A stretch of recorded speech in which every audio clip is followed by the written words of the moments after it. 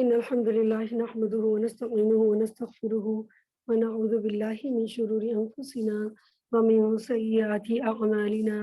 من يهده الله فلا مضل له ومن يضلله فلا هادي له، ونشهد أن لا إله إلا الله وحده لا شريك له، ونشهد أن محمدا عبده ورسوله.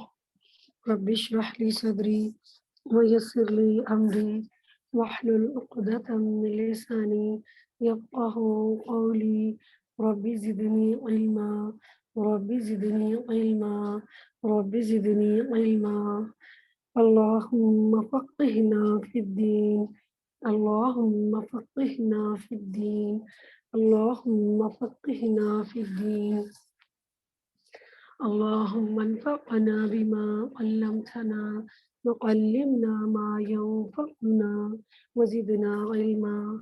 اللهم إنا نسألك علما نافعا ورزقا طيبا وعملا متقبلا. اللهم أرنا الحق حقا وارزقنا اتباعه، وأرنا الباطل باطلا وارزقنا اجتنابه. أعوذ بالله من الشيطان الرجيم. بسم الله الرحمن الرحيم. سورہ البقرہ آیت نمبر 6. إن الذين كفروا سواء عليهم أأنذرتهم أم لم تنذرهم لا يؤمنون. بے شک وہ لوگ جنہوں نے کفر کیا، سواء علیہم برابر ہے ان کے لیے، انذرتہم خواہ آپ خبردار کریں ان کو، ام یا لم نہیں، تنذرہم آپ خبردار کریں ان کو، لا یؤمنون نہیں وہ ایمان لائیں گے. ختم اللہ علی قلوبہم وعلی سمعہم وعلی ابصارہم غشاوۃ وَلَهُمْ عَذَابٌ عَظِيمٌ. ختم اللہ مہر لگا دی اللہ نے، علی قلوبہم ان کے دلوں پر، وعلی سمعہم اور ان کی سماعتوں پر، وعلی ابصارہم اور ان کی بصارت پر، غشاوۃ ایک پردہ ہے، وَلَهُمْ اور ان کے لیے، عذاب عظیم ایک بہت بڑا عذاب ہے. وَمِنَ النَّاسِ مَن يَقُولُ آمَنَّا بِاللَّهِ وَبِالْيَوْمِ الْآخِرِ وَمَا هُمْ بِمُؤْمِنِينَ. وَمِنَ النَّاسِ اور لوگوں میں سے، من یقول جو کہتے ہیں، آمنا باللہ ایمان لائے ہم اللہ پر، وبالیوم الآخر اور آخرت کے دن پر، وما هم بمؤمنین حالانکہ وہ مومن نہیں ہیں. یخادعون اللہ والذین آمنوا وما یخدعون الا انفسهم وما یشعرون. یخادعون اللہ وہ دھوکہ دیتے ہیں اللہ کو، والذین آمنوا اور وہ دھوکہ دیتے ہیں اہل ایمان کو، وما یخدعون اور نہیں وہ دھوکہ دیتے الا انفسهم سوائے اپنے آپ کو، وما یشعرون اور لیکن وہ شعور اور سمجھ نہیں رکھتے. اپنے طور پر تو وہ اللہ اور اہل ایمان کو دھوکہ دیتے ہیں، لیکن حقیقت میں وہ خود کو دھوکہ دے رہی ہیں. فی قلوبہم مرض فزادهم اللہ مرضا وَلَهُمْ عَذَابٌ أَلِيمٌ بِمَا كَانُوا يَكْذِبُونَ. ان کے دلوں میں بیماری ہے، پس اللہ نے ان کی اس بیماری کو اور بڑھا دیا، اور ان کے لیے عذاب علیم دردناک عذاب ہے، تکلیف دہ عذاب ہے، بما اس وجہ سے کہ جو كانوا يكذبون وہ جھوٹ بولا کرتے تھے. وَإِذَا قِيلَ لَهُمْ لَا تُفْسِدُوا فِي الْأَرْضِ قَالُوا إِنَّمَا نَحْنُ مُصْلِحُونَ. وَإِذَا قِيلَ لَهُمْ اور جب کہا جاتا ہے ان سے، لا تفسدوا نہ تم فساد مچاؤ، فی الارض زمین میں، قالوا تو وہ کہتے ہیں، انما صرف، نحن ہم، مصلحون اصلاح کرنے والے ہیں، ہم تو صرف اصلاح کرتے ہیں. الا غور سے سنو، انہم هم المفسدون ولکن لا یشعرون. انہم بے شک وہی لوگ، ہم المفسدون وہی اصل فساد کرنے والے ہیں، वलाकिन और लेकिन ला यशउरून नहीं वो इस बात की समझ रखते, शऊर रखते।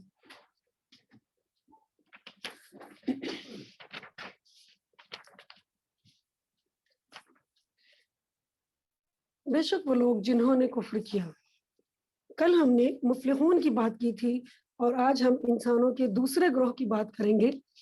आदम अलैहिस्सलाम से लेकर दुनिया में आने वाला आखिरी इंसान, तमाम इंसानों को अगर हम ग्रोहों में तकसीम कर सकते हैं तो वो बुनियादी तौर पर 3 ग्रोह हैं। पहले नंबर पर तो अहले ईमान, जो अंबिया कराम की तालीमात पर ईमान ले आए, अपने ईमान का इकरार किया, दिल से तस्दीक की और अपने अमल से उसकी वजाहत की। तो जिन लोगों ने अपने ईमान को अपने अमल से साबित कर दिया वो तो सच्चे अहले ईमान हैं। उनके लिए अल्लाह ताला ने मुफ्लिहून का लफ्ज इस्तेमाल किया। आयत नंबर 5 में हमने देखा था उलाइका अला हुदम मिर रब्बिहिम, यही लोग हैं जिनके अंदर मुत्तकीन की ये सारी सिफात मौजूद होती हैं। यही लोग दरअसल अपने रब की तरफ से राह हिदायत पर हैं, राह मुस्तकीम पर हैं, और यही लोग हैं जो दरअसल कामयाब होने वाले हैं, न सिर्फ इस दुनिया में बल्कि आखिरत में भी। लेकिन दूसरी तरफ एक और ग्रोह है, एक और ग्रुप ऑफ पीपल जो कि झुटला देते हैं, इनकार कर देते हैं। वो नहीं मानते। किस चीज को नहीं मानते? अपने अपने दौर के अंबिया कराम को नहीं मानते, उनकी तालीमात को नहीं मानते। उनकी तालीम पर ईमान लाने के बजाय इनकार का और झुटलाने का तरीका इख्तियार करते हैं। ये कौन लोग हैं? वो ऐसा क्यों करते हैं? ये काफिर लोग कौन हैं? बेशक वो लोग जिन्होंने कुफ्र किया, यानी जिन्होंने हक को छुपाया। लफ्ज कुफ्र जो है ना, काफ फा और रा से है। काफ फा रा, और इसका मतलब होता है, लफ्जी मतलब होता है छुपाना। इसका एक मानी होता है इनकार करना। वो लोग जिन्होंने कुफ्र किया, जिन्होंने इनकार किया, असल में वो हक को छुपा रहे हैं। तो जिन्होंने भी ऐसा किया, और पहले नंबर पर तो नबी सल्लल्लाहु अलैहि वसल्लम के दौर की बात हो रही है कि जिन्होंने हक को मानने की बजाय उसको छुपाने की कोशिश की, खुद भी नहीं माना और दूसरों के भी मानने की राह में रुकावट बन गए। ऐसे लोग, उनके लिए ये बात बराबर है कि अल्लाह के नबी उनको मजीद खबरदार करें या ना करें, वो ईमान नहीं लाएंगे। यानी उन्हें नसीहत की जाए या ना की जाए बराबर है। अल्लाह ताला ने उनके मुकद्दर में यही लिख रखा था। आपका उन्हें नसीहत करना या ना करना बराबर है। चुनांचे वो कभी भी इस दीन को कबूल नहीं करेंगे जिसे आप सल्लल्लाहु अलैहि वसल्लम लेकर आए हैं। ऐसा क्यों कहा कि वो कबूल नहीं करेंगे, वो कभी मोमिन नहीं होंगे? किसको पता है कि कल क्या होगा? लेकिन मखलूक को तो नहीं पता, लेकिन अल्लाह ताला को तो पता है। सूरह यूनुस की आयत नंबर 96-97 में यही मौजू इन अल्फाज में बयान किया गया, इन्नल्लज़ीना हक़्क़त अलैहिम कलिमतु रब्बिका ला युमिनून, बेशक जिन लोगों के बारे में अल्लाह का हुक्म अजाब करार पा चुका वो ईमान नहीं लाएंगे। वलौ जाअतहुम कुल्लु आयतिन हत्ता यरवुल अज़ाबल अलीम, यहाँ तक कि दर्दनाक अजाब ना देख लें, उनके पास हर तरह की निशानी आ जाए, हर तरह का मुआवजा, हर तरह की तालीमात अंबिया कराम इनके सामने वाजे करके ना पेश कर दें, फिर भी ये ईमान नहीं लाएंगे। कैसे ये बात कही जा सकती कि फ्यूचर में कोई ईमान लाएगा या नहीं लाएगा? तो ये मैं और आप तो नहीं कह सकते, लेकिन अल्लाह ताला कह सकते हैं, इसलिए कि अल्लाह ताला किसी इंसान के दिल में क्या है उसको जानते हैं, और किसी इंसान के मुस्तकबिल में क्या है ये भी अल्लाह ताला जानते हैं, इसलिए कि इंसान का मुस्तकबिल भी अल्लाह ने लिख के रखा है। अल्लाह ताला ने हमारी तकदीर हमारे पैदा होने से भी पहले लिख कर रखी है। जब ये मखलूक़ात, ये कायनात, इनकी पैदाइश से 50,000 साल पहले अल्लाह ताला ने हर मखलूक की तख्लीक, उसकी तकदीर लिख रखी थी, वो लौह महफूज पर लिख कर रखी जा चुकी है। उसी लिखी हुई تقدیر کے مطابق اللہ تعالیٰ یہ فیصلہ کر رہے ہیں کہ ان کے نصیب میں ایمان نہیں ہوگا. ایسا کیوں ہے؟ ایسا اس لیے ہے کہ ان لوگوں نے اپنے کفر پر قائم رہنے کا فیصلہ کر لیا ہے. تو جب ایک انسان اپنے دل میں کسی بات کے لیے ٹھان لیتا ہے تو پھر اسی کو پورا کرتا ہے، یہی اس کا عزم اور ارادہ ہوتا ہے. تو کیونکہ اللہ تعالیٰ دلوں کے حال جانتے ہیں اس لیے وہ جانتے ہیں. اس کی ایک چھوٹی سی مثال دیکھیں کہ جیسے ایک کلاس کے اندر پڑھانے والا ٹیچر ایک ہی ہوتا ہے، کتاب بھی ایک ہی پڑھائی جا رہی ہوتی ہے، ایک سبجیکٹ کی، کسی بھی سبجیکٹ کی ایک ہی کتاب سب لوگ فالو کر رہے ہوتے ہیں، ایک ہی ٹیچر سب پوری کلاس کو پڑھا رہا ہوتا ہے، لیکن کوئی اسٹوڈنٹ جو ہے وہ 90% نمبر لے رہا ہوتا ہے، کوئی اسٹوڈنٹ 80%، کوئی 60%، کوئی 40%. ٹھیک ہے، کچھ بچے جو ہیں 10 15 20% نمبر لیتے ہیں، کچھ بچے ایک دو ایسے بھی ہوتے ہیں کہ جو بالکل خالی پیپر دیتے ہیں، 0 نمبر لیتے ہیں. تو فرق کہاں ہے؟ ٹیچر بھی ایک ہی ہے، کتاب بھی ایک ہی ہے، انسان کو بھی اللہ تعالیٰ نے صلاحیتیں دی ہیں. ہاں کسی میں کم ہے، کسی میں زیادہ ہے، لیکن زیادہ جو کردار ہے وہ انسان کا اپنا ذاتی کوشش کا ہے. تو کچھ لوگ کوشش ہی نہیں کرتے، کچھ لوگ پڑھنے کے لیے اپنے آپ کو بہتر کرنے کے لیے کوشش نہیں کرتے. تو وہ جو ٹیچر پورا سال سے دیکھ رہا ہے بچوں کی کارکردگی کو، وہ بچوں کی پچھلے سارے ریزلٹس اور کلاس ٹیسٹ کو دیکھتے ہوئے ان کی بنیاد پر ایک بات کہہ سکتا ہے کہ فائنل ایگزام میں کون سا بچہ کتنے نمبر لے گا. یہ اس کی ایک پریڈکشن ہوتی ہے، کیونکہ استاد ایک انسان ہے، وہ صرف ایک اندازہ قائم کر سکتا ہے، لیکن جو خالق ہوتا ہے نا وہ ایگزیکٹ بات کر سکتا ہے. اگر کوئی ٹیچر کسی کے بارے میں یہ کہہ دے کہ یہ بچہ بہت مشکل ہے کہ پاس ہو سکے، یا یہ بچہ یہ ٹاپ کرے گا، تو وہ ہوا میں کوئی بات نہیں کر رہا، بلکہ اپنے اس تجربے کی روشنی میں بات کر رہا ہے جو پورا سال اس کلاس میں رہنے اور کام کرنے کے بعد انہوں نے جو پرفارمنس اسٹوڈنٹس کی دیکھی اس کے مطابق وہ یہ بات کرتا ہے کہ اس بچے کے اندر کتنی صلاحیت موجود ہے.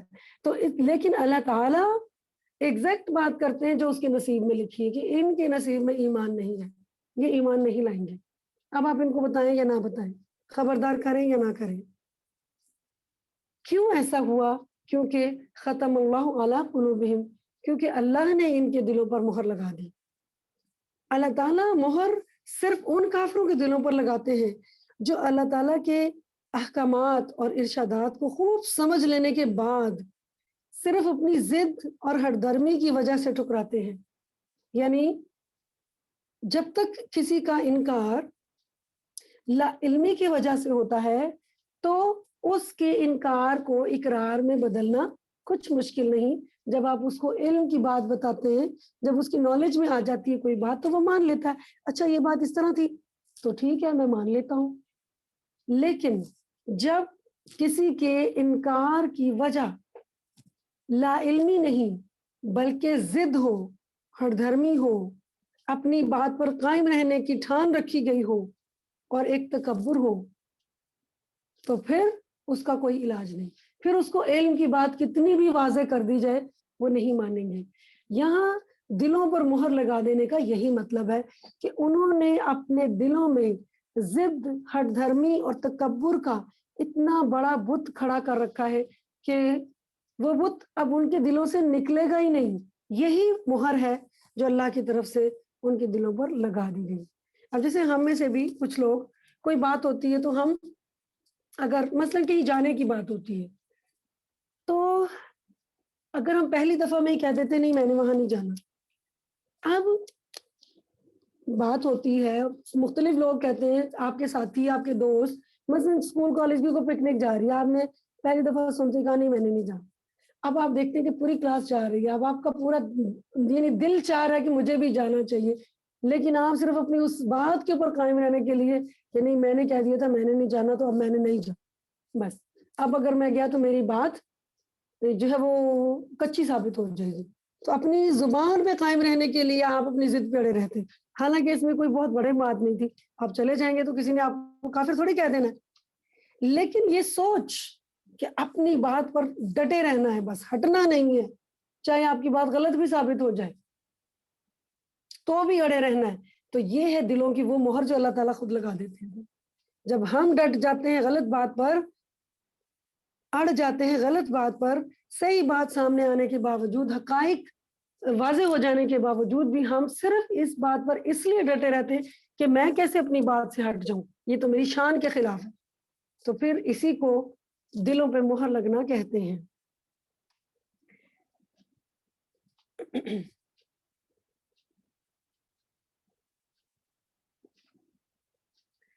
ایک اور جگہ اللہ تعالیٰ نے فرمایا وَجَحَدُوا بِهَا وَاسْتَيْقَنَتْهَا أَنفُسُهُمْ ظُلْمًا وَعُلُوًّا، ان لوگوں نے ہر درمی اور تکبر کی بنا پر حقائق کا انکار کر دیا جن پر ان کے دل یقین کر چکے تھے، یعنی دل مان چکے تھے کہ یہ حقیقت ہے، یہ سچائی ہے، یہی حق ہے، اسے مان لینا چاہیے، لیکن اپنی بات پر جمے رہنے کا جو ان کے اندر جو ضد اور ہر درمی ہے نا، اس نے ان کو ماننے سے منع کیے رکھا۔ اسی طرح اللہ تعالیٰ فرماتے ہیں فَمَا كَانُوا لِيُؤْمِنُوا بِمَا كَذَّبُوا مِن قَبْلُ كَذَلِكَ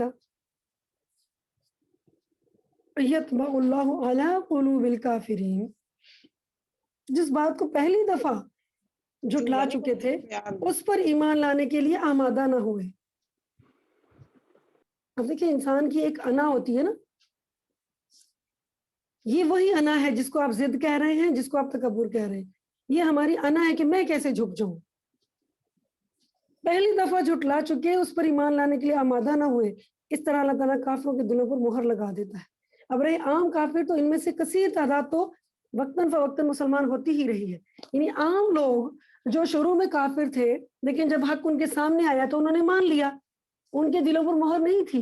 یہ مہر اللہ تعالیٰ نے کہا کہ میں نے لگا دی، اللہ نے مہر لگا دی، لیکن دراصل اللہ تعالیٰ بعد میں مہر لگاتے ہیں، پہلے انسان اپنے دل کے اندر پکا ارادہ کر لیتا کہ بس میں نے جو فیصلہ کر لیا میں نے اس پر قائم رہنا ہے، میں نے اس سے ہٹنا نہیں، تو اللہ تعالیٰ بھی پھر اس کو اسی کے اوپر قائم کر دیتے ہیں۔ یہی ہے دلوں پر مہر کہ اس کو حق قبول کرنے کی صلاحیت پھر چھن جاتی ہے۔ دیکھیے دل کا کام ہے بات کو سمجھنا اور کانوں کا کام ہے بات کو سننا، یہ دونوں اعضاء کسی مخصوص جانب کے پابند نہیں ہوتے، لیکن آنکھ صرف سامنے سے دیکھتی ہے، پیچھے سے نہیں دیکھتی۔ دلوں اور کانوں پر تو مہر کا ذکر کیا گیا، لیکن وَعَلَىٰ أَبْصَارِهِمْ غِشَاوَةٌ، اور ان کی نگاہوں پر پردہ ہے۔ اللہ نے ان کے دلوں پر اور ان کی سماعت پر وَعَلَىٰ سَمْعِهِمْ، ان کی سماعت کانوں پر مہر لگا دی۔ یعنی جب آپ خط لکھ کر لفافے میں ڈال دیتے ہیں اور اس کو گم لگا کر لفافے کو بند کر دیتے ہیں تو یہ ہے مہر لگانا، بند کر دینا، پیک کر دینا۔ تو اب اس لفافے کے اندر جو خط موجود ہے اس کو آپ بغیر پھاڑے باہر نہیں نکال سکتے، مہر توڑے بغیر باہر نہیں نکال سکتے، اور نہ ہی اس مہر کو توڑے بغیر کوئی چیز باہر سے اندر ڈال سکتے ہیں۔ تو یہ دل اور سماعت پر مہر لگنے کا مطلب یہ ہے کہ انسان اپنے دل اور سماعت کو اور سوچنے اور سننے کی صلاحیت کو بند کر لے کہ میں نے کوئی نئی چیز نہ سننی ہے اور نہ اپنے دل کے اندر جانے دینی ہے۔ تو ہدایت کے راستے کو انسان خود اپنے لیے بند کر لے تو اللہ بھی اس پر مہر لگا دیتے ہیں، کیونکہ یہی تو وہ راستے تھے، یہی تو وہ چینلز تھے جن سے گزر کر کوئی بھی بات آپ کے دل تک پہنچتی ہے اور پھر دل اس بات کا فیصلہ کرتا ہے کہ اس کو ماننا ہے یا نہیں۔ تو جب تک آپ دونوں آپشن اپنے دل میں رکھیں گے کہ میں مانوں یا نہ مانوں، تو تب تک تو آپ کا دل جو ہے نا وہ ایک نارمل شعوری کیفیت میں ہے کہ آپ سوچ سمجھ کر فیصلہ کریں گے آپ کو کسی کام کو کرنا چاہیے یا نہیں کرنا چاہیے۔ لیکن جب آپ اپنے دل میں اپنی آپشنز کو خود ہی ختم کر لیں اور آپ اپنے پاس صرف ایک ہی آپشن رکھیں گے، نہیں میں نے تو اس کا انکار ہی کرنا ہے، تو یہ ہے دل کی مہر۔ لیکن نگاہوں پر پردہ ہے۔ غشاوہ کا لفظ غشا سے ہے، غین شین اور یا چھوٹی یا، غشی اسی سے ہے۔ جب کوئی انسان بے ہوش ہو جاتا ہے نا تو اس کو کہتے ہیں اس کو غشی آ گئی ہے، غشی کا دورہ پڑ گیا، غش پڑ گیا۔ تو یہ غشی کیا ہوتی ہے؟ جو آپ کی جو شعور ہے، سوچ سمجھ ہے، اس کے اوپر پردہ پڑ جاتا ہے، پھر آپ کی آنکھوں کے آگے اندھیرا آ جاتا ہے اور آپ بے ہوش ہو جاتے ہیں، یعنی انکانشیس ہو جاتے ہیں، اس کو کہتے ہیں غشاوہ۔ تو ان کی آنکھوں پر پردہ ہے، مطلب ان کو کچھ نظر نہیں آ رہا۔ اگر آپ کبھی بے ہوش ہوئے ہو تو آپ کو اس سے تھوڑے لمحات پہلے پتہ چلے گا کہ آپ بے ہوش ہونے سے پہلے آپ کی آنکھوں سے نظر آنا بند ہو گیا تھا، اس کے بعد آپ کا ذہن کام کرنا چھوڑتا ہے، اس کے بعد آپ کا شعور جو ہے وہ سو جاتا ہے اور آپ بے ہوش ہو جاتے ہیں، انکانشیس ہو جاتے ہیں، پھر آپ سوچنے سمجھنے کی صلاحیت کھو دیتے ہیں. تو جس شخص کی نگاہوں پر پردہ ہو تو اس کی آنکھوں کے آگے صرف اندھیرا ہوتا ہے, وہ کچھ نہیں دیکھ سکتا, اس کو نظر ہی نہیں آ رہا, اس لیے کہ پردہ ہے. وَلَهُمْ عَذَابٌ عَظِيمٌ, اور ان کے لیے بہت بڑا عذاب, چھوٹا موٹا نہیں, بہت بڑا, کیونکہ آخرت کا عذاب, قیامت کا عذاب, جہنم کا عذاب کوئی چھوٹی چیز نہیں ہے. اب ہم نے یہ دیکھنا ہے کہ وہ مہر کیا ہے جو دلوں اور کانوں پر لگتی ہے, اور وہ پردہ کیا ہے جو آنکھوں پر آ جاتا ہے. ٹھیک ہے, ختم اللہ کے معنی اللہ تعالیٰ نے مہر لگا دی. قتادہ اس آیت کے بارے میں فرماتے ہیں کہ انہوں نے جب شیطان کی پیروی کی تو شیطان نے ان کو اپنے قابو میں کر لیا, تو اللہ تعالیٰ نے ان کے دلوں اور کانوں پر مہر لگا دی, ان کی آنکھوں پر پردہ ڈال دیا, جس کی وجہ سے یہ لوگ ہدایت کو نہ دیکھ سکتے ہیں, نہ سن سکتے ہیں, نہ سمجھ سکتے ہیں. اب ہدایت کی بات ان کے دلوں کے اندر نہیں جا سکتی, ان کے دلوں کے اندر جگہ نہیں پا سکتی. ابن جریج کے قول مجاہد نے ختم اللہ علی قلوبہم کے بارے میں فرمایا کہ ان کے دلوں پر مہر لگانے کا مطلب گناہ دلوں کا احاطہ کر کے اسے ہر طرف سے گھیر لیتے ہیں اور دل پر ایک زنگ کی طرح چڑھ جاتے ہیں. اسی کیفیت کا نام تباعن ہے, یعنی مہر کا لگنا, اور یہی ہے ختم, مہر کا لگنا. اسی مفہوم کو سورہ المطففین میں لفظ رانا سے تشبیہ دی گئی. ران کہتے ہیں جیسے لوہے کو زنگ لگ جاتا ہے, اسی طرح دلوں کو بھی زنگ لگ جاتا ہے. دلوں پر تالے لگ جانا اس کو ختم کہتے ہیں, یا تباعت, با اور عین. اور قفل لگ جانے کی کیفیت زیادہ شدید ہے, یعنی دلوں پر تالے لگ جانا.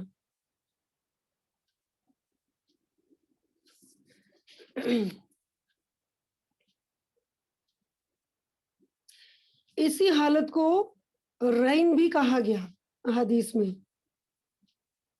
عامش بیان کرتے ہیں کہ مجاہد نے اپنا ہاتھ ہمیں دکھا کر کہا کہ دل ہتھیلی کی طرح, یعنی جیسے آپ ہتھیلی کو کھول کر رکھیں. جب انسان کوئی گناہ کرتا ہے تو اس کا کچھ حصہ سمٹ جاتا ہے, اور اپنی سب سے چھوٹی انگلی کو بند کر کے بتایا. پھر فرمایا اس طرح, یعنی کہ آپ انگلیوں کو اپنی اس ہتھیلی کو کھولیں اور اپنی انگلیوں کو آہستہ آہستہ آہستہ آہستہ سمیٹتے جائیں. اور جب آدمی اور گناہ کرتا ہے تو کچھ اور حصہ سمٹ جاتا ہے. انہوں نے ایک اور انگلی بند کر کے دکھائی, حتیٰ کہ اس طرح تمام انگلیاں بند کر کے دکھائیں. پھر فرمایا اس طرح جب سارا دل سمٹ جاتا ہے تو پھر اس پر مہر لگا دی جاتی ہے, یعنی انسان کا دل گناہوں سے بند ہو جاتا ہے, سمٹ جاتا ہے. مجاہد فرماتے ہیں کہ علماء کے نزدیک اسی حالت کا نام الرین ہے, یعنی جس کو قرآن میں ران اور حدیث میں رین کہا گیا, را, یا اور نون. تو اللہ نے کافروں کے کفر کی سزا کی وجہ سے ان کے دلوں پر مہر لگا دی ہے. جس طرح سورہ النساء کی آیت نمبر 155 میں اللہ تعالیٰ فرماتے ہیں بل طبع اللہ علیہا بکفرہم, بلکہ ان کے کفر کے سبب اللہ نے ان پر مہر کر دی. تو یہاں مہر کے لیے لفظ طبع آیا ہے. اسی لیے نبی صلی اللہ علیہ وسلم بہت کثرت سے یہ دعا مانگا کرتے تھے, یا مقلب القلوب ثبت قلوبنا علی دینک, اے دلوں کو پھیرنے والے ہمارے دلوں کو اپنے دین پر ثابت رکھنا, ہمارے دلوں کو اپنے دین پر ثابت رکھنا, یعنی جمائے رکھنا. اسی طرح صحیح مسلم میں رسول اللہ صلی اللہ علیہ وسلم نے فرمایا دلوں پر فتنوں کو اس طرح وارد کیا جائے گا جس طرح چٹائی تنکے تنکے ہو.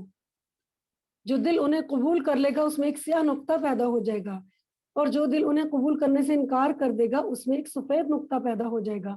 حتیٰ کہ دل دو طرح کے ہو جائیں گے, یا تو دل چٹان کی طرح سفید, اور جب تک کہ زمین و آسمان باقی رہیں گے کوئی فتنہ اسے نقصان نہیں پہنچا سکے گا, یا پھر دل سیاہ ہو کر الٹے کوزے کی طرح ہو جائیں گے کہ نیکی کو نیکی اور برائی کو برائی نہیں سمجھیں گے. تو ہم دیکھ رہے ہیں کہ آج اس وقت امت کا یہی حال ہے. یہ ٹک ٹاک قسم کی جو مخلوق ہمارے درمیان پیدا ہو رہی ہے ان کو پتہ ہی نہیں ہے کہ کیا چیز صحیح ہے کیا غلط ہے. پھر میڈیا پر بیٹھ کر ہر وقت صبح سے شام تک جھوٹ بولنے والوں کو پتہ ہی نہیں ہے کہ ایک مرتبہ جھوٹ بولنے سے ہمارے پاس جو رحمت کے فرشتے ہوتے ہیں وہ دور بھاگ جاتے ہیں, کیونکہ جھوٹ کی وجہ سے ہمارے منہ سے ایک بدبو, انتہائی بری بدبو نکلتی ہے. اس بدبو کی وجہ سے فرشتے رحمت کے ہم سے دور ہو جاتے ہیں. اور جو دن رات یہی کام کر رہے ہیں ان کا کیا ہوتا ہوگا، کیونکہ ان کے دل سیاہ ہو چکے ہیں۔ ایک اور صحیح حدیث میں ہے، ابو ہریرہ رضی اللہ تعالیٰ عنہ نے اس حدیث کو روایت کیا ہے سورہ المطففین کی آیت نمبر 14 کی وضاحت کے دوران، کلا بل ران علی قلوبہم ما کانوا یکسبون، بے شک مومن جب گناہ کرتا ہے، اس آیت کی تفسیر میں نبی صلی اللہ علیہ وسلم نے فرمایا جب مومن گناہ کرتا ہے تو اس کے دل پر ایک سیاہ نقطہ پڑ جاتا ہے، اگر توبہ کر لے اور گناہ کو چھوڑ دے اور بخشش مانگ لے تو دل دوبارہ روشن ہو جاتا ہے، یعنی یہ سیاہ نقطہ پھر مٹا دیا جاتا ہے۔ اگر مزید گناہ کرے تو اس سے دل کی سیاہی میں مزید اضافہ ہو جاتا ہے، حتیٰ کہ سیاہی دل پر چھا جاتی ہے، اور یہ نقطے نقطے نقطے بڑھتے جاتے ہیں یہاں تک کہ پورے دل کو گھیر لیتے ہیں۔ یہی وہ حالت رین ہے جس کے بارے میں اللہ تعالیٰ نے فرمایا کلا بل ران علی قلوبہم ما کانوا یکسبون، ہرگز نہیں بلکہ ان کے دلوں پر ان کے برے اعمال کا زنگ چڑھ گیا ہے۔ تو یہ ہے وہ زنگ جو گناہوں کا زنگ ہے، جو دنیا کی محبت کا زنگ ہے۔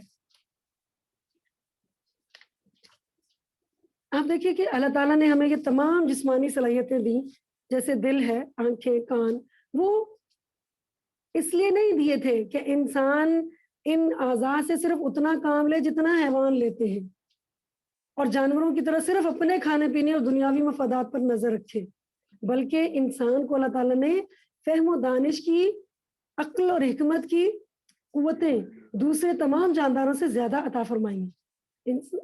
انسان کی ہدایت کے لیے اللہ تعالیٰ نے آسمانی کتابیں بھی نازل فرمائی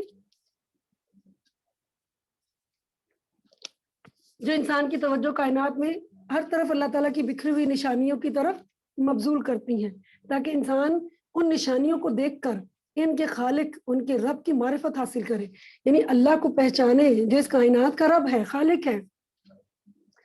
پھر اگر انسان کانوں سے قرآن کی آیتوں کو سننا تک گوارا نہ کرے، کائنات میں بکھری ہوئی آیات کو دیکھنے کی بھی زحمت نہ کرے، تو اس کی ہدایت کی کوئی صورت باقی نہیں رہ جاتی۔ اس سے بھی بدتر صورتحال ان لوگوں کی ہے جو آیات کو سن بھی لیتے ہیں اور دل انہیں سمجھ بھی لیتے ہیں، لیکن وہ اپنی چودراہٹ یا سیاسی منصب یا اپنے دنیاوی مفادات کی خاطر حق کو قبول کرنے پر آمادہ نہیں ہوتے، بلکہ الٹا مخالفت اور تعصب پر اتر آتے ہیں۔ تو ایسے لوگوں کی آئندہ ہدایت پانے کی بھی کوئی صورت باقی نہیں رہ جاتی۔ اسی بات کو اللہ تعالیٰ نے دلوں اور کانوں پر مہر لگانے اور آنکھوں پر پردہ ڈالنے سے تعبیر فرمایا ہے۔ رہی یہ بات کہ اگر کافروں کے دلوں اور کانوں پر مہر ان کی اپنی بدعمالیوں کی وجہ سے لگتی ہے تو اللہ تعالیٰ نے پھر ختم اللہ، یعنی اللہ نے مہر لگا دی، اس فعل کو اپنی طرف کیوں منسوب کیا؟ اس لیے کہ یہ بھی اللہ ہی کا قانون ہے۔ جن اعضاء اور جن قوا سے انسان کام لینا چھوڑ دیتا ہے، یعنی اپنی جسمانی صلاحیتوں سے کام لینا چھوڑ دیتا ہے اور ان کی فراہم کردہ معلومات کو بھی پس پوش ڈال دیتا ہے، تو یہ اعضاء اور یہ قوتیں، جسمانی اور ذہنی اور روحانی قوتیں اور استعداد خود بخود زوال پذیر ہو کر ختم ہو جاتی ہیں۔ یہی وجہ ہے کہ اگر ہم اپنے جسم کو حرکت نہ دیں، جسم کے کسی بھی حصے کو، تو وہ حرکت کی استعداد ہی ختم ہو جائے گی۔ یہی وجہ ہے کہ آپ نے سنا ہوگا اگر کوئی مریض آپریشن کی حالت میں ہو تو ڈاکٹر اس کو کیا کہتے ہیں کہ آپ نے اپنے جسم کو حرکت دیتے چلے جانا ہے، ورنہ جسم کا یہ حصہ مفلوج بھی ہو سکتا ہے، کیونکہ یہ قانون بھی اللہ ہی کا بنایا ہوا ہے۔ بالکل اسی طرح انسان جب اپنے دل اور دماغ کو خود استعمال نہیں کرتا، اپنے شعور کو استعمال نہیں کرتا، تو پھر اللہ تعالیٰ ان سے سوچنے سمجھنے کی صلاحیتیں ہی سلب کر لیتے ہیں۔ اور جب یہ کہا گیا کہ وہ ان کی جو صلاحیتیں چھین لی گئیں، تو ایسے لوگوں کے لیے بہت دردناک عذاب ہوگا، بہت بڑا عذاب ہوگا، اس لیے کہ انہوں نے خود اپنے لیے یہ سامان پیدا کیا۔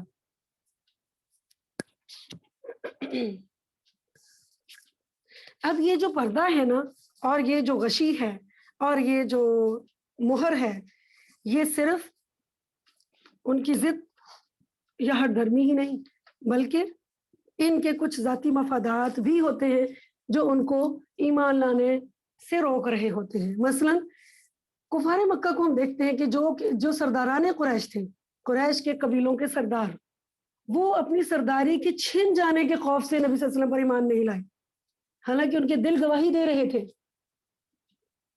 تو اپنی سیاسی طاقت، اپنے اقتدار کے کھو دینے کے ڈر سے، یہ خوف تھا جنہوں نے ان کے دلوں کو بند کر رکھا تھا۔ پھر اسی طرح ہم دیکھتے ہیں کہ اس معاشرے کے مکہ کے جو قریش کے معاشرے میں مکہ کے عام جو لوگ تھے ان میں جو بہت امیر لوگ تھے ان کو اپنی مال و دولت کے چھن جانے کا خوف تھا. ٹھیک ہے, یہی وجہ تھی کہ جو غریب لوگ تھے ان کے پاس نہ ہی اقتدار تھا اور نہ ہی مال تھا, ان کے پاس چھننے کے لیے کوئی چیز نہیں تھی, اس لیے وہ بہت تیزی کے ساتھ اسلام کی طرف بڑھے. اور اول دور میں جو اسلام قبول کرنے والے تھے وہ غریب اور غلام لوگ تھے. ٹھیک ہے, تو اللہ تعالیٰ نے ان کو ایمان کو قبول کرنے کی صلاحیت دی اور بہت تیزی کے ساتھ دی. یہی وجہ کہ جتنا جتنا ہمارے پاس کوئی طاقت, کوئی سیاسی اقتدار, کوئی منصب, کوئی عہدہ یا کوئی جاب, ٹھیک ہے, کوئی بھی ایسی چیز ہوتی ہے تو اس کے چھن جانے کے خوف سے پھر ہم حق بات کو مانتے نہیں. یہی وجہ ہے کہ آپ دیکھیں ہمارے مذہبی طبقے کے اندر یہ جو مختلف فرقوں کے جو بڑے بڑے سرکردہ لوگ ہیں, جب ان کو کوئی حق کی بات بتائی جاتی ہے کہ بھئی آپ یہ جو بھی کام کر رہے ہیں یہ سنت کے خلاف ہے, تو وہ فوراً ایک ضد اور ہٹ درمی کی طرف آتے ہیں. وہ کیوں نہیں مان رہے ہوتے, حالانکہ وہ خود قرآن کے ترجمے تفسیریں اپنے لوگوں کو بتا رہے ہوتے ہیں, لیکن فرقہ بازی پر مبنی بات وہ کیوں کرتے ہیں.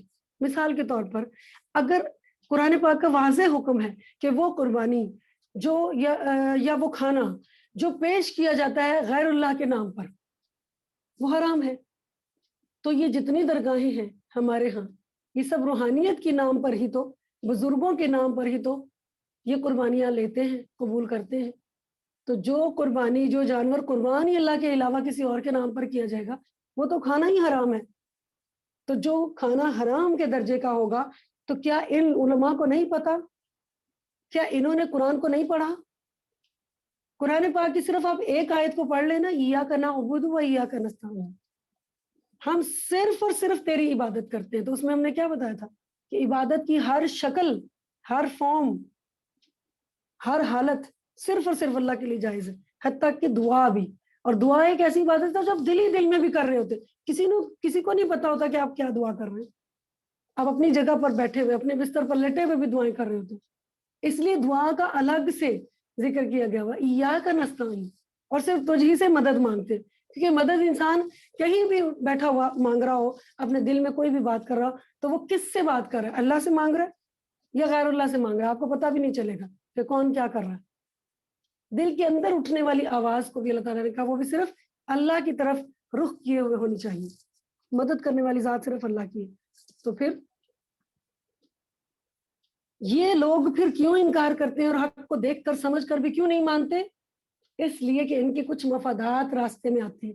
یہی مفادات ہیں جنہوں نے ان کے دلوں پر مہر لگا دی. یہ انسان کی اپنی ذاتی کوششیں ہوتی ہیں, ذاتی ضد ہوتی ہے, ذاتی انا ہوتی ہے, جس کی وجہ سے وہ انکار کرتا ہے. تو پھر اللہ بھی توفیق چھین لیتے ہیں. وَمِنَ النَّاسِ مَن يَقُولُ آمَنَّا بِاللَّهِ وَبِالْيَوْمِ الْآخِرِ. یہ تو دوسرے طرح کے لوگ تھے جن کو کفار کہا, جنہوں نے انکار کرنا اپنے لیے فیصلہ کر لیا. یہ تھے کافر لوگ, کٹر کافر, جن کے بارے میں نبی صلی اللہ علیہ وسلم نے ایک جگہ پر فرمایا تھا کہ یہ کفار مکہ, ان کے اوپر حجت تمام ہو گئی, ان کو ہر دلیل پیش کر دی گئی قرآن کی شکل میں, قرآنی آیات کی شکل میں, اور نبی صلی اللہ علیہ وسلم نے خود بھی وضاحت کر دی ہر چیز کی.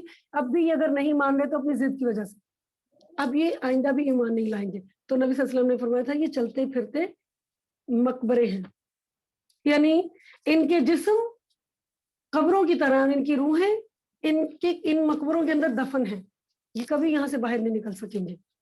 لیکن تیسری طرح کے کچھ اور لوگ ہیں کہ جو لوگوں میں سے کچھ ایسے ہیں جو کہتے ہیں ہم ایمان لائے اللہ اور آخرت کے دن پر, اور حالانکہ وہ مومن نہیں, یعنی بظاہر ایمان کا اقرار کرتے ہیں, اللہ کو بھی ماننے کا اقرار کرتے ہیں, آخرت کے دن کو بھی, کہ ہم آخرت کو بھی مانتے ہیں, حساب کتاب کو بھی مانتے ہیں, لیکن اللہ تعالیٰ کے بارے میں فیصلہ بتا رہے ہیں وَمَا هُم بِمُؤْمِنِينَ, حالانکہ وہ مومن نہیں ہے.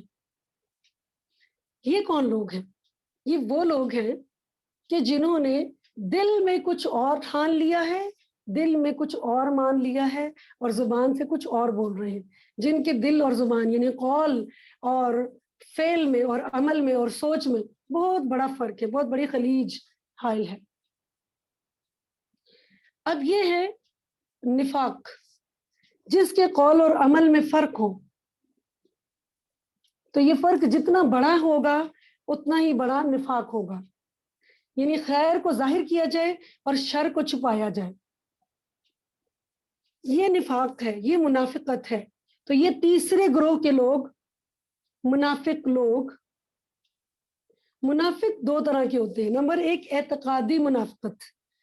یہ نفاق منافق کو ہمیشہ ہمیشہ کے لیے جہنمی بنا دیتا ہے، یعنی جس کا عقیدہ جو ہے منافقت پر مبنی ہے، یعنی دل سے وہ حق پر قائم نہیں ہے، حق کا قائل نہیں ہے، لیکن منہ سے صرف اقرار کر رہا ہے چند ذاتی مفادات کو حاصل کرنے کے لیے. اور دوسرے نمبر پہ ہے عملی نفاق یا عملی منافقت، یعنی عمل میں منافقت. یہ نفاق کبیرہ گناہ ہے، یعنی اس سے انسان کافر تو نہیں ہو جاتا لیکن منافق ضرور ہو جاتا ہے. ٹھیک، یعنی ہم اعتقادی لحاظ سے تو منافق نہیں ہیں، عقیدے کے لحاظ سے تو منافق نہیں ہیں، لیکن عملی لحاظ سے ہم منافق ہوتے ہیں. اور اگر ہم پورے قرآن پاک کا مطالعہ کریں تو مختلف صورتوں میں مختلف آیات میں منافقین کی جو نشانیاں بتائی گئیں وہ نشانیاں تقریباً 80 سے 90 کے قریب بنتی ہیں. اور حیرت کی بات یہ ہے کہ اگر ہم ان تمام نشانیوں کا غور سے جائزہ لیں تو ان میں سے تقریباً ہر نشانی ہمارے اندر موجود ہے. حدیث کے حوالے سے ہم دیکھ لیتے ہیں کہ منافق کی کیا نشانیاں ہوتی ہیں. آپ صلی اللہ علیہ وسلم نے فرمایا کہ منافقت کی 4 خصلتیں ہیں، ان میں سے کسی ایک خصلت کو بھی جس میں پاؤں اس میں منافقت کی وہ خصلت موجود ہوگی. وہ خصلتیں کیا ہیں کہ جب وہ بات کرے تو جھوٹ بولے، جب اس کے پاس امانت رکھی جائے تو خیانت کرے، اور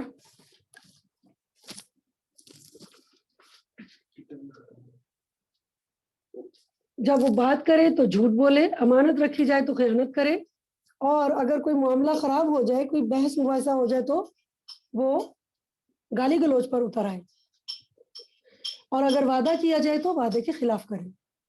آپ بتائیں ان 4 نشانیوں میں سے کون سی ہے جو ہم میں موجود نہیں ہے؟ ابن جریج نے کہا منافق وہ ہوتا ہے جس کا قول فعل کے اور جس کا باطن ظاہر کے اور جس کا مدخل مخرج کے اور اس کا ظاہر غائب کے خلاف ہو، یعنی جو اندر اور باہر سے بالکل مختلف شخصیت ہو. اس کو 2 منہ والا بھی کہتے ہیں. منافق کا جو لفظ ہے نا نفق سے ہے، نون فا اور قاف، نون فا قاف. نفقہ کہتے ہیں، نفقہ عربی میں اس خاص چوہے کو کہتے ہیں جو اپنے بل کے 2 منہ بناتا ہے، 2 راستے رکھتا ہے. ایک خفیہ راستہ ضرور رکھتا ہے اپنے پاس تاکہ وہاں سے وہ فرار ہونے میں کامیاب ہو سکے.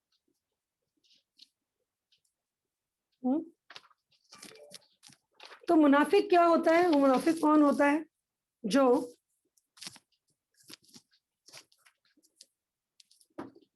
اپنی ایک بات کرتا ہے اور پھر بچ نکلنے کے لیے دوسرا راستہ بھی کھلا رکھتا ہے. دل میں وہ اپنا اسی پرانے عقیدے پر رہتا ہے لیکن عمل میں وہ سامنے سے وہ دکھاتا ہے کہ ہم بھی مومن ہیں.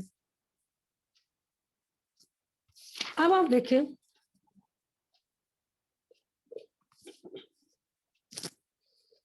لوگوں سے کہتا ہے کہ ہم بھی اللہ پر ایمان رکھتے ہیں اور آخرت پر ایمان رکھتے ہیں، مگر اللہ تعالیٰ کی فہرست میں وہ مومن ہے ہی نہیں. تو صرف ظاہری اقرار، صرف منہ سے کلمہ پڑھ لینا کسی کو مومن ثابت نہیں کر سکتا. آپ کے آئی ڈی پر تو مومن یا مسلم یا اسلام لکھا ہوگا لیکن اللہ کے پاس جو ریکارڈ ہے ہمارا اس میں ہم مومن نہیں ہیں. یخادعون اللہ والذین آمنوا، وہ دھوکہ دیتے ہیں اللہ اور اہل ایمان دونوں کو. وما یخدعون الا انفسهم وما یشعرون، اور حالانکہ وہ صرف اپنے آپ کے علاوہ اور کسی کو دھوکہ نہیں دے رہے، خود کو ہی دھوکہ دے رہے اور وہ شعور نہیں رکھتے. ان کو اس بات کی سمجھ ہی نہیں ہے. کیوں سمجھ نہیں ہے؟ اس لیے کہ یہ لوگ 2 منہ والے لوگ بدترین مخلوق ہیں.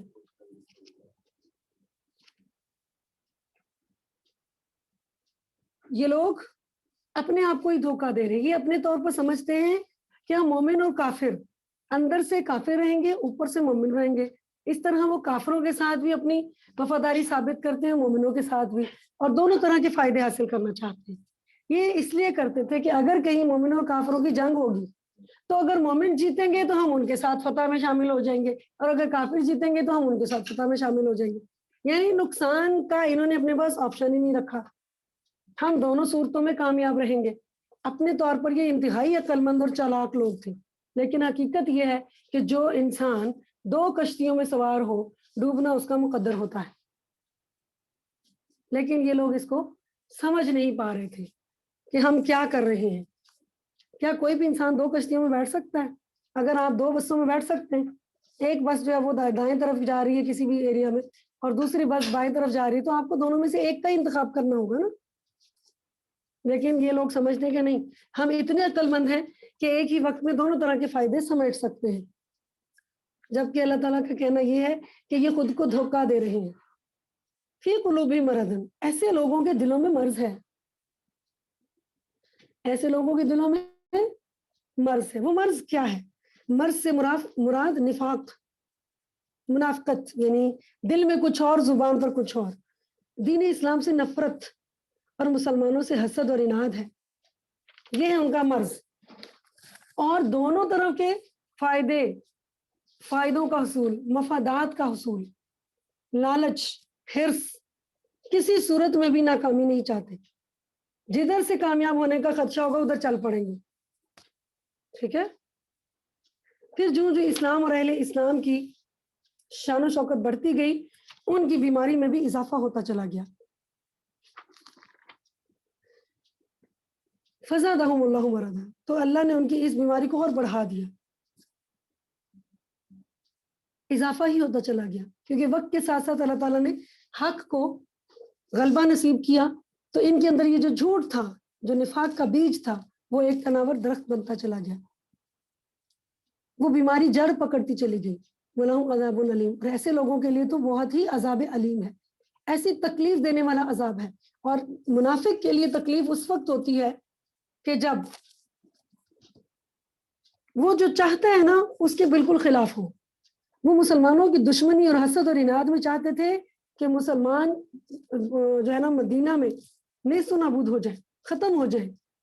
اسی لیے یہ اندرونی خطا کافروں کے ساتھ ملے ہوئے تھے، اندر سے یہ کافروں کے ساتھ اتحاد کیے ہوئے تھے، انڈر دا ٹیبل یہ ڈیل کر چکے تھے کہ جب کبھی بھی موقع آئے گا تو ہم تمہارا ساتھ دیں گے.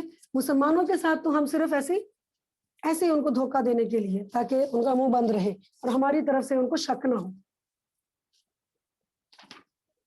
ان کے اس مرض کو اللہ تعالیٰ نے کیوں بڑھا دیا؟ کیونکہ اس مرض کے ساتھ ہی وہ زندہ رہنا چاہتے تھے، اور ان کے لیے عذاب علیم ہوگا اس وجہ سے کہ وہ جھوٹ بولتے تھے. ان کا جھوٹ ہی ان کے دل کی بیماری کو بڑھانے کا سبب تھا، ان کا جھوٹ ہی ان کو لے ڈوبا. یہ جھوٹ ان کا وہ دعویٰ تھا جو کہتے تھے آمنا باللہ والیوم الآخر.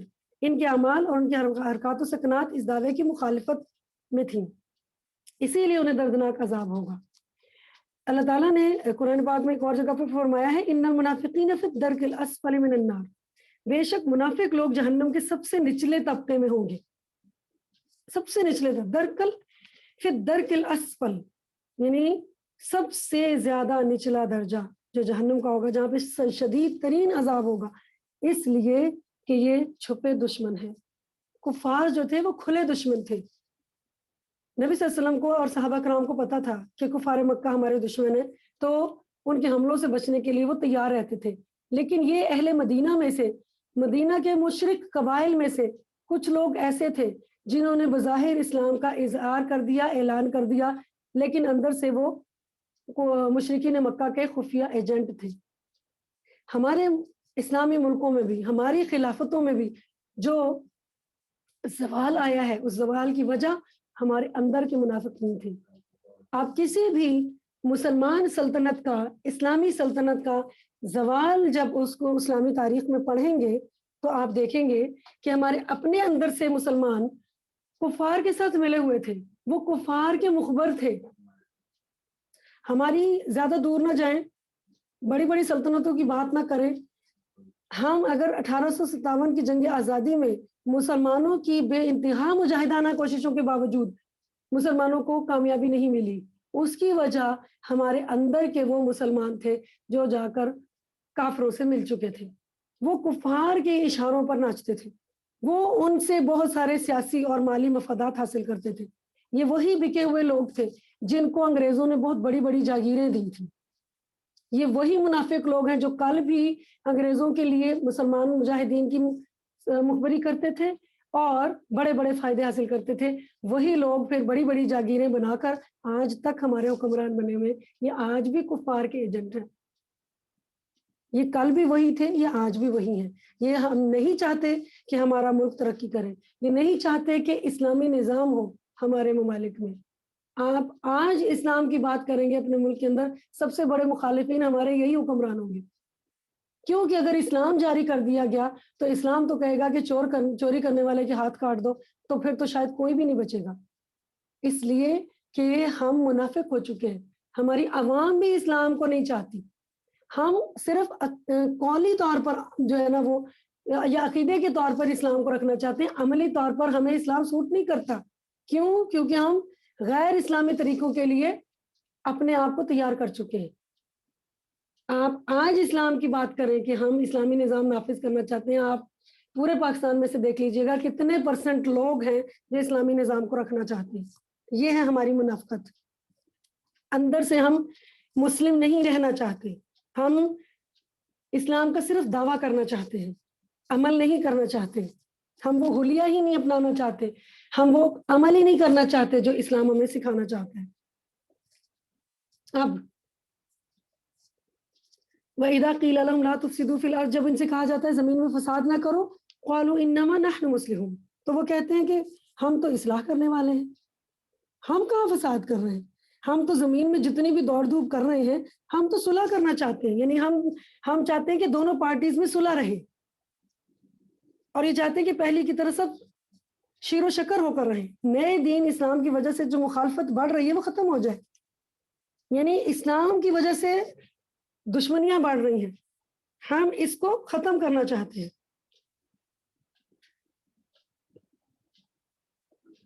ہم تو اصلاح کرنے والے ہیں, ہم تو لوگوں کو حقوق دلانے والے ہیں. آپ دیکھیں جتنی NGOز ہمارے ملکوں میں کام کر رہی ہیں, ان NGOز کے سلوگن تو بہت اچھے ہوتے ہیں کہ ہم اصلاح کرنے والے ہیں. چلیں ایک مثال لے لیتے ہیں, مثلا بہبود آبادی, کتنا خوبصورت لفظ ہے, کتنا خوبصورت سلوگن ہے. آبادی کی بہبود کس چیز میں ہے کہ آپ اپنے ہی بچوں کو ان کے پیدا ہونے سے پہلے مار دیں. یہ ہے وہ ان کی بہبود. اللہ نے اگر آپ کو 10 بچے دینے ہیں تو وہ کہتے ہیں نہیں 2 ہی بہت ہیں, 3 ہی بہت ہیں, چلے میکسیمم 4 کر لیں, ٹھیک ہے, تو باقی جو پیدا ہونے تھے ان کو پیدا ہونے سے پہلے ہی مار دیں. آپ اپنے ہاتھوں سے آپ کی اولاد کو قتل کرانے کا کبیرہ گناہ کرا رہے ہیں اور کہہ رہے ہیں کہ بہبود آبادی. ہم تو اصلاح کر رہے ہیں. آپ مجھے بتائیں اس وقت دنیا میں کون سے ممالک ہیں جن کی آبادی سب سے زیادہ ہے؟ چائنا اور اس کے بعد انڈیا. کیا یہ دونوں ممالک جو ہیں ترقی نہیں کر رہے؟ کیا پاکستان سے زیادہ غریب لوگ ہیں یہ؟ حتیٰ کہ بنگلہ دیش تک بھی پاکستان سے اوپر جا رہا ہے. ٹھیک ہے, ہماری آبادی سے 6 گنا زیادہ آبادی ہے ہندوستان کی, اور کئی گنا زیادہ آبادی ہے 7 گنا اور چائنا کی وہ بھی کئی گنا زیادہ ہے, کئی گنا زیادہ ہے. تو جب ایک منہ کھانے والا ہوتا ہے نا تو 2 ہاتھ کام کرنے والے بھی ہوتے ہیں. یاد رکھیے گا, جب آبادی زیادہ ہوتی ہے تو مین پاور زیادہ ہوتی ہے. کسی بھی ملک کا سب سے قیمتی سرمایہ اس کی مین پاور ہوتی ہے. یہ کافر ہیں جو ہمیں یہ سکھا رہے ہیں کہ اپنے لوگوں کو خود ہی مار دو. یہ ہماری مین پاور کو ہمارے ہاتھوں سے ضائع کرنا چاہتے ہیں. اور ہمارے ملک میں جو مین پاور ہے وہ دنیا کی نمبر 1 مین پاور ہے. آپ کو پتہ ہے پوری دنیا میں ہیوی ڈیوٹی کام صرف پاکستانی کر سکتے ہیں. سمجھ میں ہے؟ یہ ہماری مین پاور کو ہماری ماؤں کے ہاتھوں سے ہی ختم کرنا چاہتے ہیں. یہ ہے ان کی اصلاح, اور یہ ہے ان کا فساد کہ ہم خود ہی اپنی اولادوں کو قاتل بن جائیں. الا انہم مفسدون, اللہ تعالیٰ نے بتا دیا, غور سے سنو, یہ ہے وہ مفسدون جو تمہاری اپنی زندگیوں میں فساد برپا کر دیں گے. تو یہ مفسد, یہ منافق نبی صلی اللہ علیہ وسلم کے دور کے ہوں, ٹھیک ہے, یا آج کے دور کے ہوں, ولیکن لا یشکرون. اللہ کا فیصلہ وہی ہے کہ یہ اصل مفسد ہے, لیکن یہ لوگ شعور نہیں رکھتے. آپ پاکستان کے اندر کسی بھی گاؤں میں چلے جائیں, آپ کو 2 چیزیں مل جائیں گی. آپ کو کوئی دوائی میڈیسن ملے یا نہ ملے, آپ کو اچھا اور پیور کھانا ملے یا نہ ملے, لیکن آپ کو منرل واٹر کی بوتل مل جائے گی اور آپ کو بہبود آبادی کی ساری مصنوعات مل جائیں گی. کیوں؟ کیونکہ ان دونوں کی سپلائی یہود و نصارہ کے ہاتھ میں. یہ ہماری این جی اوز ہمارے آبادیوں کے کونے کونے تک گاؤں دیہات میں جا کر ان چیزوں کی سپلائی کر رہے ہیں. پتہ ہے آپ کو یہ بات؟ یہ ہمارے وہ اصلاح کرنے والے، آواز بند رکھیں، لیکن ان کو شعور نہیں ہے. یہ سمجھتے ہیں ہم غریب ملکوں کے ہر کونے میں اپنی مصنوعات بیچ کر ان کو ختم کر دیں گے، ان کو تباہ کر دیں گے، ہم فساد مچا دیں گے اور نعرہ کیا رکھیں گے، ہم اصلاح کرتے ہیں. لیکن ان کو یہ پتہ نہیں ہے کہ ہمارے پاس اللہ تعالیٰ کا کلام موجود ہے، اللہ کا قرآن موجود ہے جو ہمیں حقائق بتانے کے لیے کافی ہے. ہمیں یہ بتا دیا گیا کہ یہ لاشعور لوگ ہیں، ان کے اندر شعور اور سمجھ ہی نہیں ہے. یہ سمجھتے ہیں کہ ہمیں تباہ کر دیں گے، جبکہ ایسا نہیں ہے. یہ ہمیں کبھی ختم نہیں کر سکیں گے. اگر کر سکتے ہوتے تو 50 ملکوں کی جو اتحادی افواج تھیں وہ آج افغانستان سے شکست خوردہ ہو کر نہ جاتی. وَإِذَا قِيلَ لَهُمْ آمِنُوا، جب ان سے کہا جاتا ہے ایمان لاؤ، كَمَا آمَنَ النَّاسُ، جیسے اور لوگ ایمان لا رہے ہیں، یعنی جیسے صحابہ کرام ایمان لائے، ایسا پکا اور سچا ایمان لاؤ. قَالُوا أَنُؤْمِنُ كَمَا آمَنَ السُّفَهَاءُ، وہ کہتے ہیں کہ ہم ایمان لائیں جیسے بیوقوف لوگ ایمان لائیں. یہ صحابہ کرام کو بیوقوف سمجھتے تھے کہ جو کفر کو چھوڑ کر اس اسلام کو اپنا لیا انہوں نے بیوقوفی کی. آپ دیکھیں آج کے دور میں بھی یہی ہوتا ہے کہ جو سچا اہل ایمان ہوتا ہے، جو حلال پر قائم ہوتا ہے، اس کو ہم کیا کہتے ہیں؟ تم نے کیا کیا ساری زندگی؟ حلال کما کے. آج بھی ابا کے پرانے گھر میں بیٹھے ہوئے ہو، وہی اپنے آبائی گھر میں بیٹھے ہوئے، کچھ بنا تو سکے نہیں، تم بیوقوفی کر رہے ہو. دیکھو دنیا کہاں سے کہاں پہنچ گئی. فلاں نے 2 کروڑ کی کوٹھی بنا لی ہے، فلاں نے یہ جائیداد بنا لی، فلاں کے بچے باہر پڑھنے کے لیے چلے گئے. وہ کہاں سے پیسہ لاتے ہیں؟ وہ پیسہ کماتے ہیں، وہ بڑی عقل مندی سے کماتے ہیں، اس لیے کہ وہ کفار کے ایجنٹ بن جاتے ہیں. حلال کمائی میں تو ایسے کام نہیں ہوتے کہ انسان بڑی بڑی جائیدادیں بنا سکے. اللہ غور سے سنو، انہم هم السفہاء، بے شک یہی لوگ اصل بیوقوف ہیں. ولکن لا یعلمون، لیکن وہ جانتے نہیں، وہ علم نہیں رکھتے، ان کو احساس نہیں، ان کو اس کا ادراک ہی نہیں. وَإِذَا لَقُوا الَّذِينَ آمَنُوا، اور جب ملاقات کرتے ہیں اہل ایمان سے، قالوا آمنا، تو کہتے ہیں ہم بھی ایمان والے ہیں. وَإِذَا خَلَوْا إِلَىٰ شَيَاطِينِهِمْ، اور جب وہ تنہا ہوتے ہیں اپنے شیطانوں کی طرف، قالوا إِنَّا مَعَكُمْ، تو کہتے ہیں بے شک ہم تمہارے ساتھ ہیں. إِنَّمَا نَحْنُ مُسْتَهْزِئُونَ، ہم تو صرف مذاق کر رہے تھے.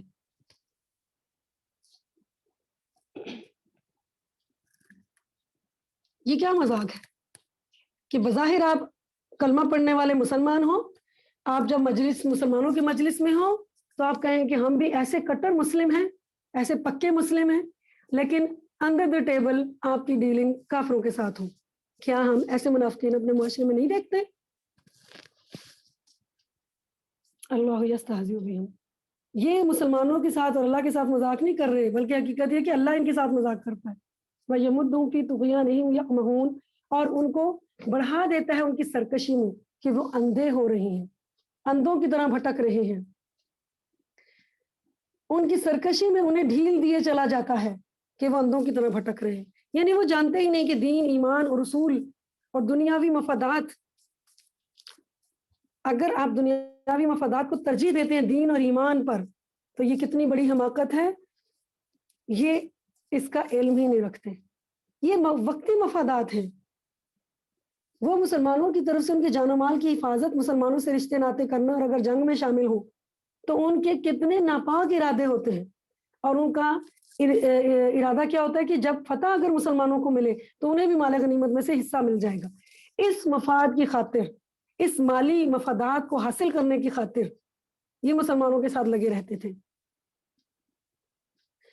قرآن کی بعض آیات میں بعض اوصاف جو غلط ہیں، اوصاف ذمیمہ جن کو کہتے ہیں، جیسے استہزاء، مکر، خداع کی اللہ تعالیٰ کی طرف جو نسبت کی گئی ہے، یہ اہل عرب کا محاورہ ہے.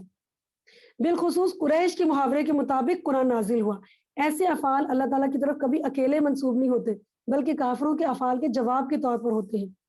اور عرف عام میں ایسی صورت کو مشاکلہ کہتے ہیں، جیسے اللہ یستہزئ بہم، اللہ ان کے ساتھ مذاق کرے گا.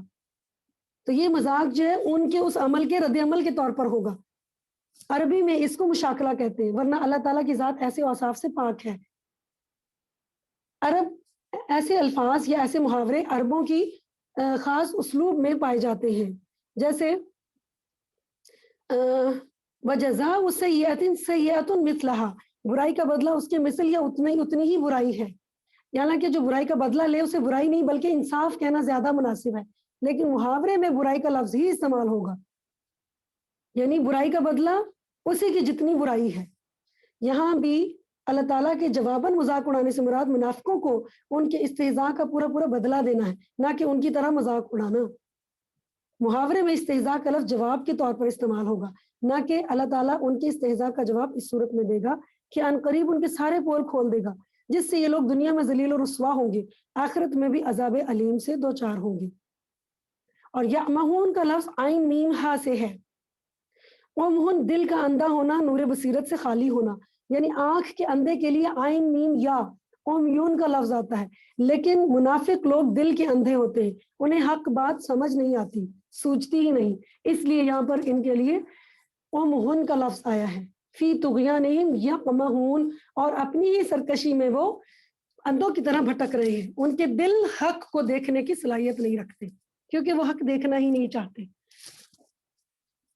لہذا یہ تیسرا گروہ مفلحون، منکرون، کافرون، اور تیسرا منافقون، دائیں طرف اہل ایمان ہیں، بائیں طرف کافرین ہیں، اور ان دونوں کے درمیان میں منافقین ہیں۔ منافقین سب سے بدتر درجے میں ہوں گے۔ لہذا اب ہمیں اپنا جائزہ لینا ہے کہ ہم اپنے عقیدے اور عمل کے لحاظ سے کس گروہ میں پائے جاتے ہیں، ہمارا شمار کس گروہ میں ہوگا۔ کیا ہمارے بھی قول و فعل میں ایسے ہی تضاد پایا جاتا ہے کہ ہم باتیں تو بہت اچھی کرتے ہیں لیکن عمل کے وقت ہم سب سے پیچھے کھڑے ہوتے ہیں؟ تو یہ میرا اور آپ کا اپنا ایک محاسبہ ہے۔ تو حضرت عمر رضی اللہ تعالیٰ عنہ نے کہا تھا کہ اپنا محاسبہ خود کر لو، اس سے پہلے کہ تمہارا محاسبہ اللہ تعالیٰ کرے، یعنی حساب کتاب کا دن آ جائے، اس سے پہلے خود اپنے آپ کو سوچو کہ ہم کہاں کھڑے ہیں، کیا منافقوں کی صفات ہمارے اندر موجود تو نہیں؟ وآخر دعوانا ان الحمد للہ رب العالمین، سبحان ربک رب العزت عما یصفون وسلام علی المرسلین والحمد للہ رب العالمین۔ سبحانک اللہم وبحمدک، نشہد ان لا الہ الا انت، نستغفرک ونتوب الیک۔ ربنا آتنا فی الدنیا حسنہ وفی الآخرۃ حسنہ وقنا عذاب النار۔ ربنا ظلمنا انفسنا وان لم تغفر لنا وترحمنا لنكونن من الخاسرین۔ ربنا تقبل منا انك انت السميع العليم وتب علينا انك انت التواب الرحيم۔ السلام علیکم ورحمۃ اللہ وبرکاتہ۔